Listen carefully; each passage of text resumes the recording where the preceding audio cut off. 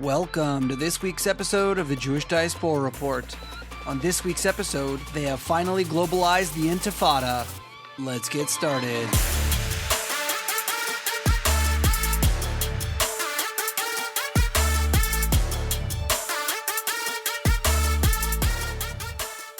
To the Intifada! Intifada! Intifada! Victory to the Intifada! Intifada!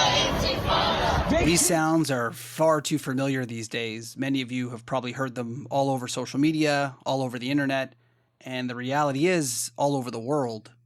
I could play a montage of this Intifada call from literally almost every corner of the world. Although I will save you the trouble and the time. You can just take my word for it or probably just turn on your social media and find it yourself. We've talked a lot on this podcast about what an intifada is.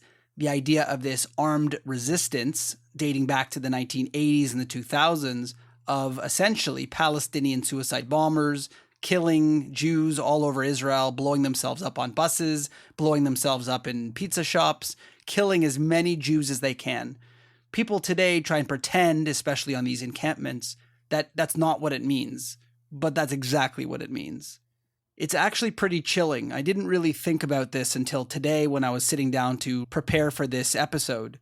I thought back to a time where I talked about the Intifada, and when I look back through my episodes, I had to go back pretty far.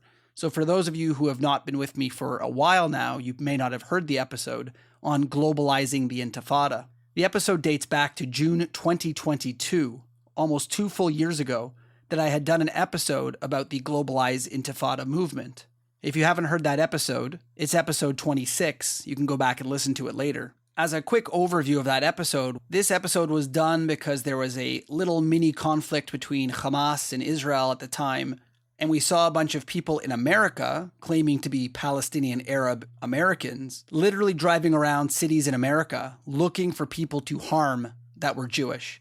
And it was actually happening. People were getting beaten in restaurants. People were getting beaten up on the streets. Literal mobs of Palestinian Arabs wandering around cities aiming to harm people under the guise of, quote, globalizing the Intifada. So again, if we remember that Intifada literally means beating up and attacking and killing Jews in Israel, the idea of globalizing the Intifada was for the Palestinian Arabs who weren't able to do it in Israel anymore due to the amazing work by the Israeli Defense Forces and by the police to stop the random bombings and attacks. We have seen them be unable to attack Israel in the same way they used to during the Intifada. So this is where the Globalized Intifada came in. They wanted people outside of Israel who didn't have as much protection to be attacked. So Jews in Canada, in the United States, in Europe were open season because they didn't have the same security and protection that the Israeli Defense Forces and the Israeli police give. So the Globalized Intifada movement aimed to try and get people overseas to do the same thing they did in the 1980s and the 2000s.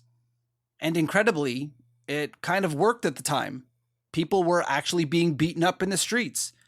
The difference, though, back then versus now, is the fact that it was literally just Palestinian Arabs in America and Canada and in Europe doing these attacks.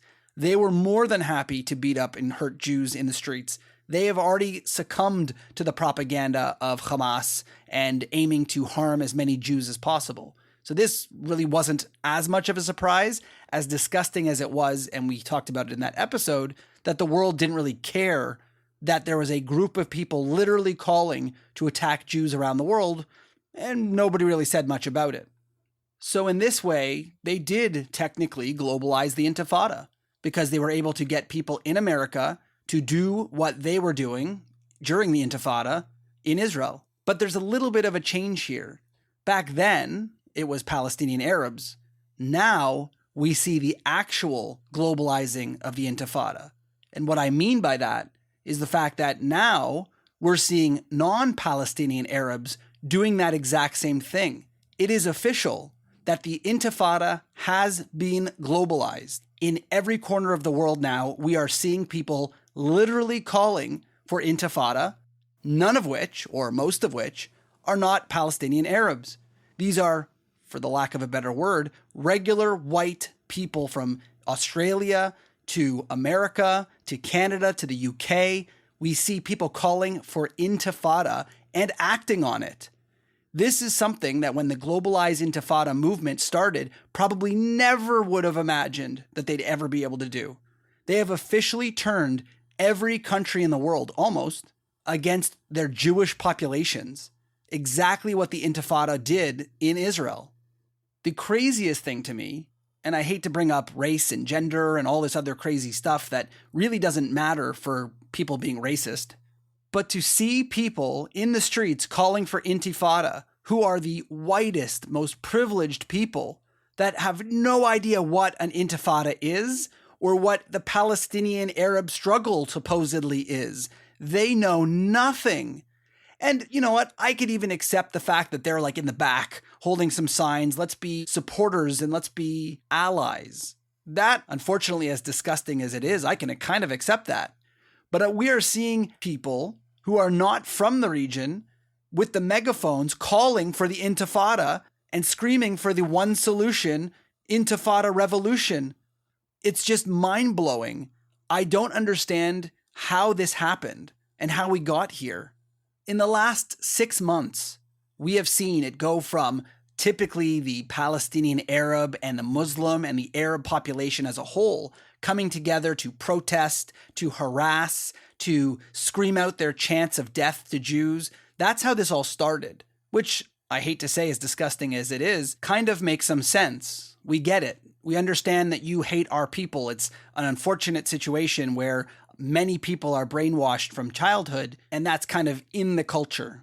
And it takes a little bit of effort to get out of that culture. We see that happen by many people who speak out against the hatred for another people. But slow and steady, we've seen these people pull in surrounding people using whatever methods they can, whether it's lying, whether it's propaganda, whether it is hijacking other minority groups' causes and then enforcing your Palestinian ideas, even when the Palestinian Arab Hamas ideas go against, for example, the LGBTQ or women's rights or rights for women to not be sexually assaulted. These go completely against what the Hamas message is.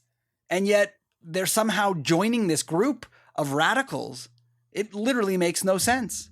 If you go back and listen to a number of our podcasts for the last couple weeks, at least, maybe months, we've talked a little bit about reasons why this could be happening, appropriating suffering of others, trying to whitewash and get rid of the stench of colonialism off of yourself, or if it's privileged white kids trying to remove the unfortunate history they have of privilege by taking on someone else's and fetishizing someone else's pain. We've talked about this endlessly, so if you haven't heard those, please go back and listen. But it's unbelievable to see these white, privileged people calling for an intifada. But it is official. The intifada has officially been globalized.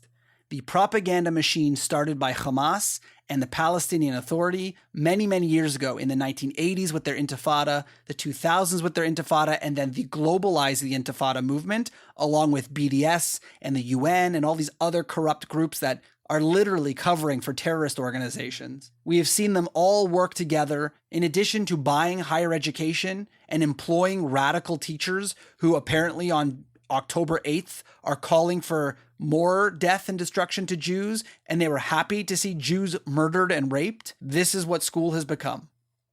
And this is not an accident. Clearly, this was the plan. Someone recently posted online a really good question and said, why is it that the Globalize the Intifada movement, and by extension, all of these encampments happening now? And my response to that person was, because it took a long time to brainwash and to infiltrate to this level to get people on their side. If you think about it, it's not really easy to convince someone to go out and harass their fellow citizens. It's not easy to convince someone, hey, you know that person in your chemistry class? Maybe go out and punch them in the face tomorrow. Maybe spit on them when they walk by. I know you've worked with them in a group and you've become friends with them and they seem really nice, but for this reason, being that they're Jewish or they support Israel, I want you to treat them like a complete garbage, like they're less than human. Go do it. That wouldn't be a very easy and quick process. That takes a lot of brainwashing and a lot of time to get not one person to do that, but to get an entire generation to do that. When I started this podcast, this episode, I really didn't think that this would essentially kind of be a summary of all of my last podcasts for the last couple months. Essentially, I'm summarizing the fact that all of these steps, if you haven't listened to those podcasts, you can go listen to them, have come together to create officially the Globalized Intifada movement, where we have people from Tokyo to Sydney, Australia, to the UK, Canada, America, all over the world calling for intifada. And on that same note, I was thinking with another follower of ours that I was speaking to recently on social media, how is it that we finish and get out of this? Assuming we can say with probably some certainty that this globalized intifada movement is not going to succeed in literally murdering every Jew around the world, God willing. Let's say tomorrow or the next day or a year from now, this war is over, things go back to relative normality, and all of a sudden all of these people who are cosplaying as terrorists, I assume are going to have to go back to the regular world and get a job and go back to class and hang out with that person in class that's a Jewish person. What happens next? Is there any healing that's going to be able to happen here? We were talking about whether the LGBTQ Jews could ever forgive the LGBTQ community for hanging them out to dry and calling them pink washers. Will Jews ever feel safe back on campuses ever again, seeing that this could literally happen on a dime the next time a group of people feel like threatening them and that the school doesn't have their back? Just imagine all of these groups that sort of didn't stand up for the Jews, all of the people who didn't stand up. I can't even imagine how many friendships are probably ruined beyond recognition at this point.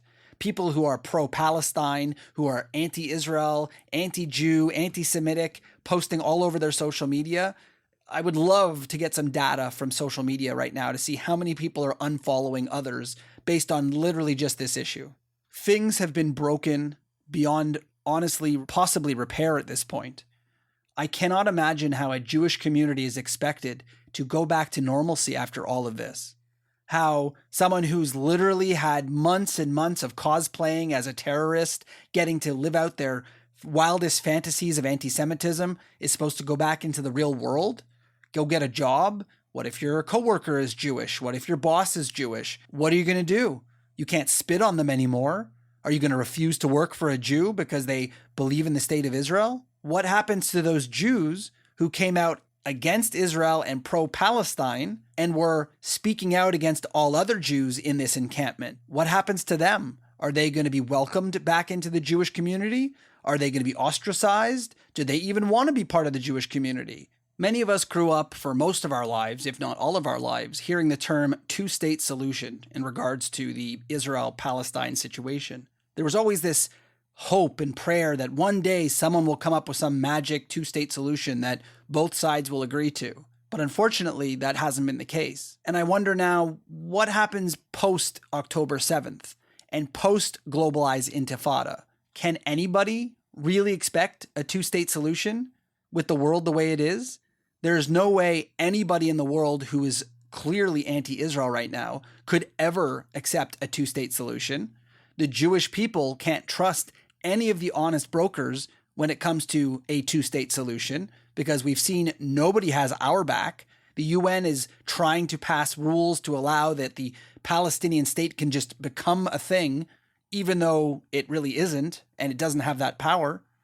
We've seen the government of Canada not long ago attempt to recognize a Palestinian state, going against many years of foreign policy. And don't get me started on the United States and how this current administration has hung the Israelis out to dry. So where does this leave the two-state solution? I think, I hate to say, the two-state solution might actually be dead. And I don't know if that's exactly what the Globalized Intifada movement wanted. I kind of wonder if, in the end, we all know they didn't want the two-state solution. The Palestinian Authority and Hamas have turned down multiple peace offers for a state. They have rejected every chance at having any type of state. They have said there is only one solution. That is their chant. From the river to the sea. That is their chant. That's what they want. And we thought, you know what, maybe with some pressure from other places, America, Canada, Europe, whatever, we can kind of push them into two-state solution. And now we see America, Canada, the entire world, essentially, getting out of a two-state solution idea and starting to globalize the Intifada and calling for from the river to the sea? Remember, the people who are calling for that in America and Canada and the UK are going to be future leaders of those countries. So can we ever expect that they're going to want a two-state solution? These people are calling for the destruction of Israel. Period. That's what from the river to the sea means. No more Israel. So Hamas and the Palestinian Authority, the Palestinian cause in general, has globalized an intifada, which may be doing exactly what it expected, which is to end the future of a two-state solution and train the world to expect a one-state solution, sometimes on signs at encampments called the final solution, not ironically, the destruction of the Jews in Israel. In the end, we see the Globalize the Intifada movement is actually happening in front of our eyes. We see that everything they wanted is coming to fruition. They are brainwashing people across the world, people who are not involved in any way with this conflict, to hate Jews, to spit on and attack Jews, and worst of all, to forget the idea of a two-state solution or even Jews being in that area altogether. The Jews are apparently not indigenous. They need to go back to Europe. I don't even know how we get out of this, because these brainwashed people will be the next leaders, and there may never be a way to go back from where we are today. So we can probably say goodbye to the two-state solution. We have to see Israel now go on its own because it will lose more and more support as more and more people are being brainwashed into supporting a terrorist organization rather than an ally that's a democracy. What is very clear is that the Globalized Intifada movement is here, and it is alive and very much well for those who planned it. What we don't know is the aftermath of what comes next. Will this ever end, the Globalize the Intifada movement? Or, I hate to say, is this the start of the next Holocaust? And unfortunately, it is only the Holocaust that really brought the world back from the anti-Semitic hate of the 1920s, the same type of open hatred that we are seeing in the streets right now. Let's hope the world learns this time before murdering 6 million Jews. This has been another episode of the Jewish Diaspora Report. Don't forget to check us out on social media at jdr.podcast and check out some of our other episodes on your favorite podcast source. We'll see you next time.